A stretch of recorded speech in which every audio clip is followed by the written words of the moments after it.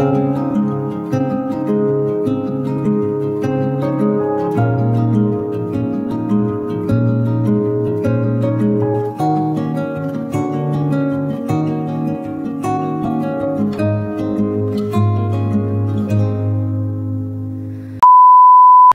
everyone, welcome back to another vlog. So for today's video, we're gonna go to Boston. It's our first time to go there.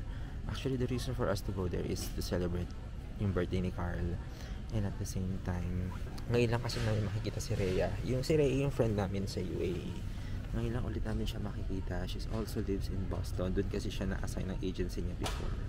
9 PM pala yung flight namin kasi darating kami ng mga 6 AM na kinabukasan kasi 3 hours ahead yung Boston sa California. So I'll see you.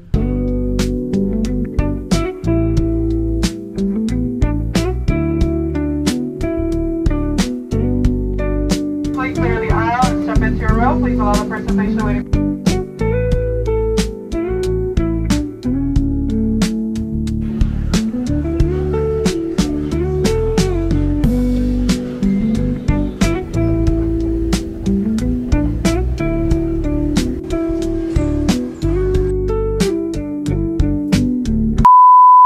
Beshi, finally, Beshi! Kamusta? Kasi ngayon ka lang nagkaroon ng Beshi. Another year has passed us by. We've learned and grown, you and I. Let's take a moment to reflect on all the blessings we collect. In the silence of the morning, the sun awakens and opens the world in colors. Each ray is a hug, a promise, and life dances to the sound of the winds. We're now here at the Quincy Street in Boston. Dito kami sa house ni Rhea. May kukunin lang daw siya. Ito yung aming rent-a-car. Hello everyone! So, tulad nga na sinabi ko kanina, nandito na kami ngayon sa Boston and nandito kami ngayon sa yung tinutuloyan ni Rhea. Host nila. So, si Rhea nga pala, isa siya sa mga katrabaho namin na nasa UAE pa kami. Hindi ko siya masyado na-feature sa vlog ko kasi nakikita nyo lang palagi si Marv, si JC. I don't know if we have time, pero parang plano rin namin magpunta ng New Hampshire pati ng Vermont kasi alam ko parang mga 1 to 2 hours or 3 hours siguro drive lang yun from Boston. So, update ko kayo kung saan kami pupunta. So, we're now here at the downtown Boston. See?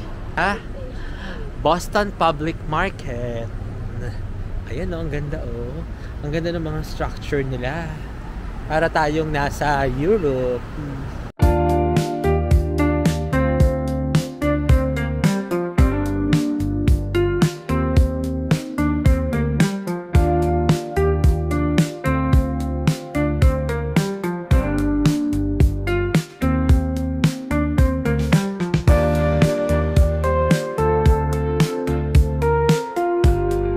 Boston sign at nagpa-picture kami. Dito lang siya sa may downtown. Pag akyat mo ng hagdan, picture lang kayo siya. Hindi ko alam kung umiilaw to sa gabi. Tapos may parang structure dyan. Tapos sa likod nun, nandoon na yung Quincy Market. Doon kami kakain.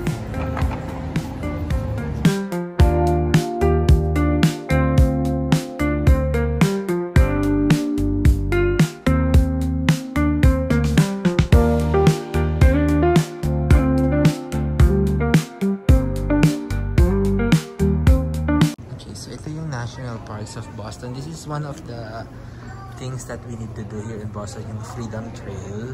Para siya isang buong trail na parang nandun lahat ng mga sites dito sa Boston. Galing na kami dito. Then we have to go this side. So, sabi, we are here. Then we have to walk across on this side in order for us to see yung iba pang mga sightseeing. Here now, the Quincy Market and pasok kayo sa loob.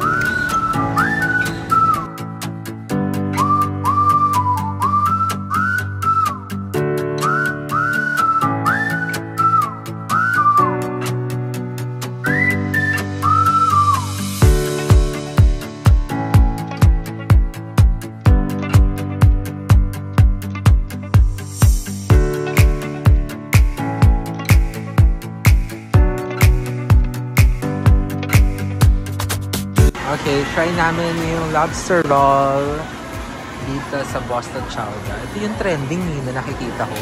Buti wala masyadong tao kasi Monday. Nag-order ako ng hot lobster. Let's try yung famous na lobster roll. Kailangan sulitin kasi mahal. Okay. Try natin siya. Dapat ba ito may sauce? Wala. Dapat winisikan mo ng lemon para hindi masyadong malangsa. Oh, kasi ang lobster malangsa. Sarap naman. Sarap. Pero parang hindi niya ma-justify yung price. Habis. Buy two, get two.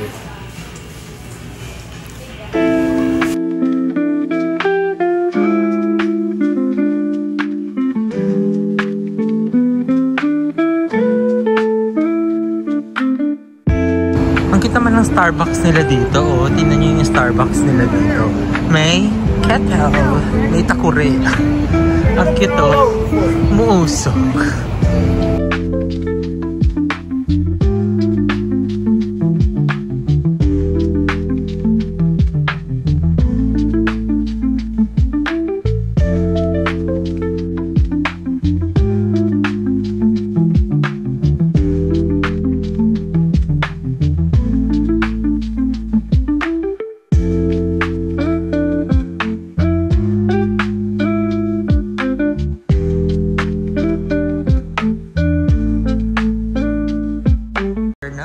At the TV Garden, the home of the Boston Celtics.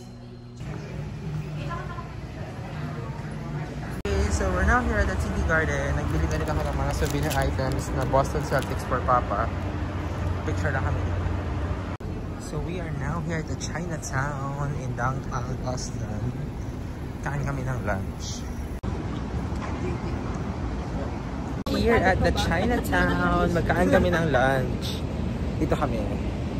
Kasi mamaya 6 PM sarado na daw ang Chinatown dito. Kaya lunch na lang, hindi na kami mag-dinner.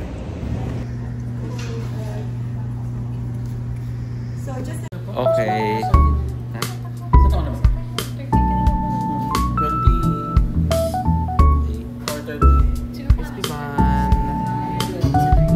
We are here at the first ever Dunkin' Donuts. Established since 1950. Dinayo pa namin dito sa may Queens. Ang first ever Dunkin' Donuts. Let's go inside. Good morning everyone! Second day here in Boston. And super early namin. Beshi, anong oras na? 5:31. 5:31 in the morning. Kailangan namin umalis ng maaga kasi magpunta kami ng Nantucket Island to celebrate Carl's birthday. Happy birthday! So, yon. So, maaga kami kasi nga nakabook kami ng cruise tour papuntang Nantucket Island. Yung Nantucket Island, para siyang secluded island malapit sa may Massachusetts. So, baba siya. Parang southern part siya ng Boston. Parang magdadrive kami ng more than 1 hour. Siguro mga 1 hour and 30 minutes. And then from there, sasakay kami ng cruise papunta doon sa mismong Nantucket Island. And then may timing yon. May timing yung ferry pabalik ulit ng Boston or dun sa Hyannis Island na sinasabi nila. So I'll see you later. Bye! So, kami sa labas. Antayin ko na lang si Nerea at si Carl. Dito kami ngayon. Tapat ng hotel. Punta ako sa parking nung aming rent car. Let's go. Hello! We are now here at the Hyannis sa may Cape Cod. And dito kami sasakay ng ferry papunta doon sa may Nantucket Island. Nagpark lang kami doon. Then punta kami doon sa parang mismong main office nila kasi doon daw kami mag-aantay ng pag-depart ng mismong ferry. Yes. Happy birthday! I'll update you later. Yes, guys. So, punta na tayo dito sa may standby lane. May pila ba, Besh? Or pupunta ba muna dito? Dito ng Steamship. Parang ayun, hindi ko makita. Pakita ko sa inyo mamaya. Parang doon kami sasakay. Good morning, how are you? Saan daw? Diretso na saan? Scan na lang daw pag nag-board. Okay. Saan na tayo pupunta ngayon? Kami pupunta ay sa Nantucket Island for my birthday. Kasi Ayan pa ang gusto kong gawin sa buhay. Ano masasabi mo dito sa Cape Cod? Ang ganda po, para po siyang Carmel by the Sea na Laid back. mas laid back. Mas tahimik pa to ato dito kaysa sa Carmel. Pero ganda rin, para siyang England, Kasi niya sa inyo. parang Wales.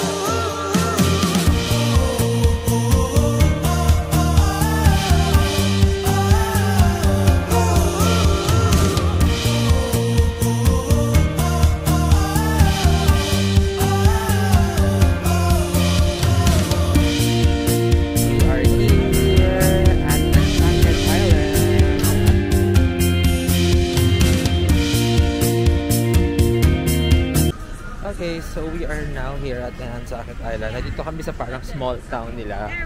We're just trying to check some restaurants na pwede namin kainan for breakfast kasi gutom na kami din bago kami maggala-gala. Okay, so we are heading to the Gypsy Cafe.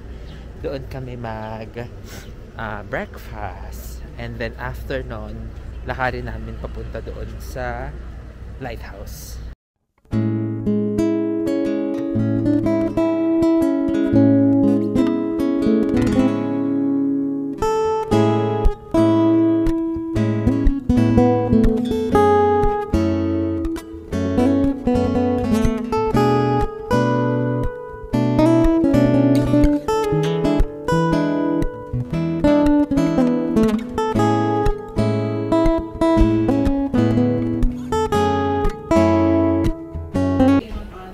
So nag-decide kaming mag-bike rental kesa mag-Uber kami. Malapit lang naman yung mga destination na pupuntahan namin. So mag-bike rental na lang kami.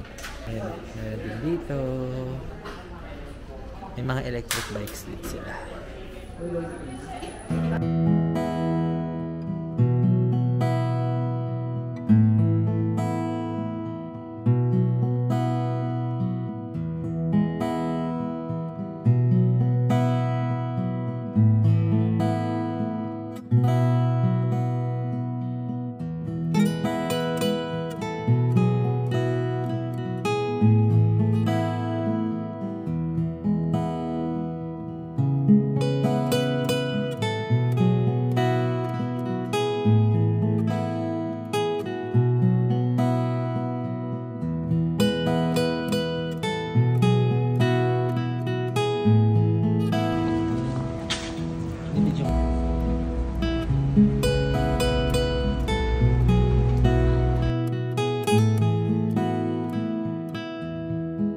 Okay, so nandito na kami ngayon sa Chinatown. Nakabalik na pala kami ng Boston. So, nandito na kami ngayon sa Chinatown kasi dito kami kakain ng dinner. Inauna ko na si Nakar kasi naghanap pa ako ng parking. Dito kami sa may New Wings Kitchen. May hot sour soup. Waiting pa tayo ng crispy fried. Hello, good morning. We're on our way to New Hampshire. Hampshire ba? Hampshire. New Hampshire. Basta kung ano man yun. Magpunta kami sa New Hampshire. 1 hour lang ang drive papunta doon. Mag side trip lang kami. Then mag Vermont kami after. Tapos balik kami ulit ng Boston.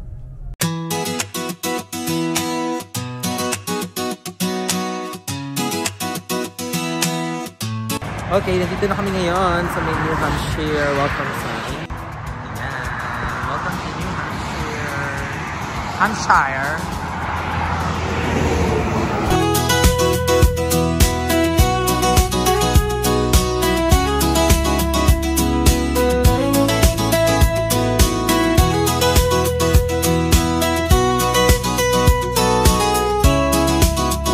Okay, so we just arrived here sa starting ng Artist Bluff Trail sa may New Hampshire. Beshi!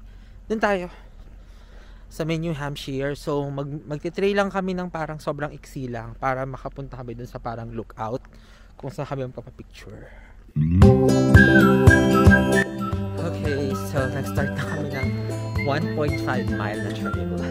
Kayanin nyo ang pag-trail. Yes, mas madali ang pababa. Hindi.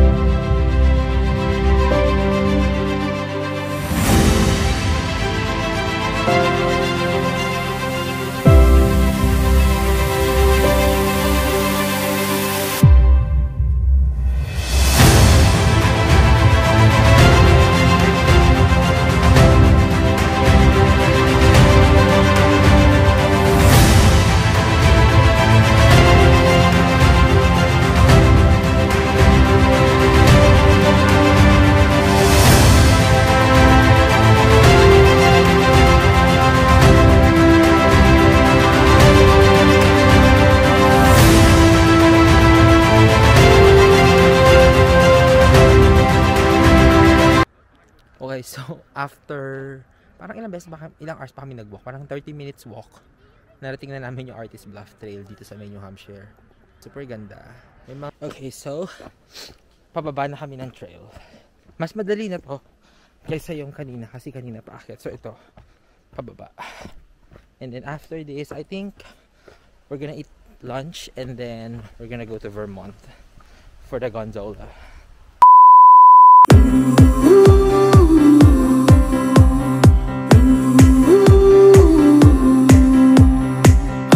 Okay, so we just arrived here sa may Stowe, Vermont. Dito kasi yung gondola ride.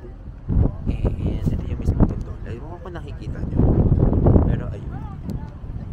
Ayun yung gondola ride. Sakay kami. So ito ata yung parang mismo main office siya. Bibili ng ticket.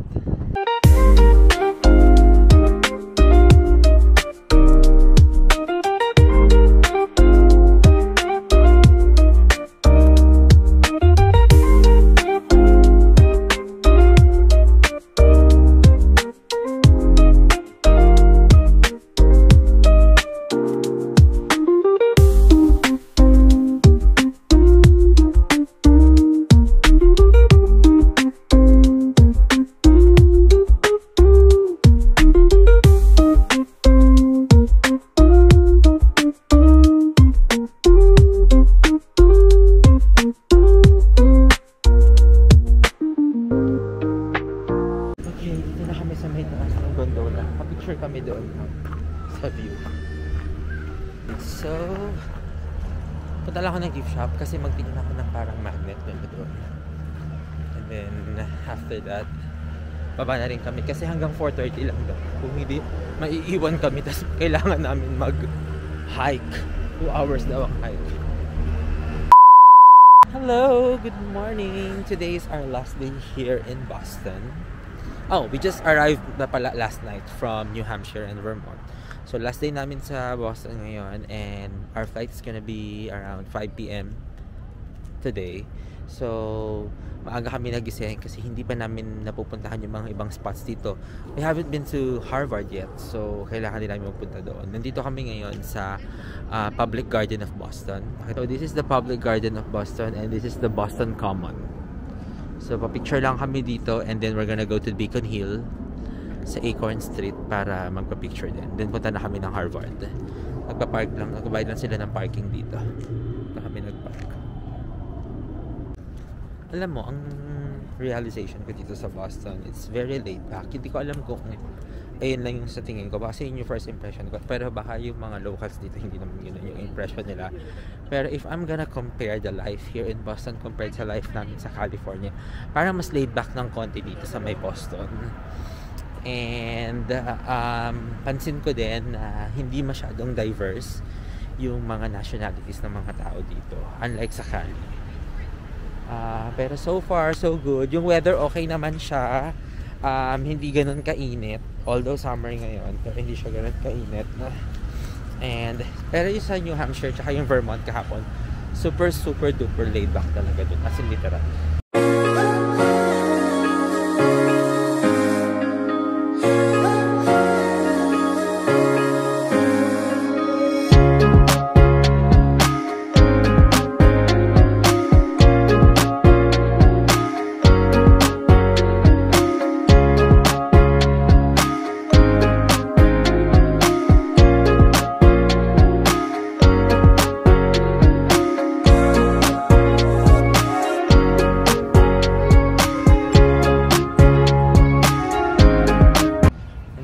Sa may Beacon Hill, specifically dito sa may Acorn Street, kasi ito yung na-search ko na Pinterest spot para magpa-picture. Kaya dito na kami. Yan siya. Hindi siya ma-appreciate sa vlog, pero pag pinicturean na, yun na yun.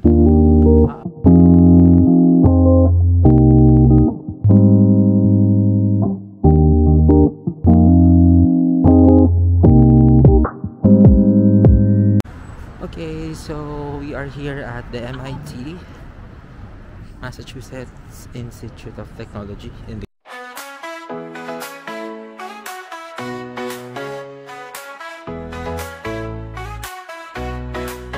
sun is shining all day, sand between my toes, waves crashing on the bay, feel that warm breeze blow. Okay, so we are now here at the Harvard University, the oldest university in the United States, and I can't believe that I am here. Nakikita ko ng clue before sa TV at saka sa mga encyclopedia, and ngayon nandito na ako. I'm so happy. Thank you, Lord. Okay, so we are now walking across the street of Harvard University, and we are gonna go to the souvenir shop first kasi magbili kami ng mga sweatshirts and mga iba pang mga Harvard merchandise. Imimit namin yung parang kakilala ni Rhea kasi nagwo-work dito. Ang sabi ni Rhea is ano daw, teacher daw siya dito, Filipino teacher dito sa Harvard, and pwede niya kaming matulungan kasi gagamitin daw niya yung ID niya para magkaroon ng discount. So imimit namin yung friend ni Rhea dito, ka-churchmate niya. Where are you at? Harvard University. Okay. So what course are you taking? Arts. So, dito kami ngayon sa Harvard shop at mamili kami. So, dito kami sa loob ng campus ng Harvard.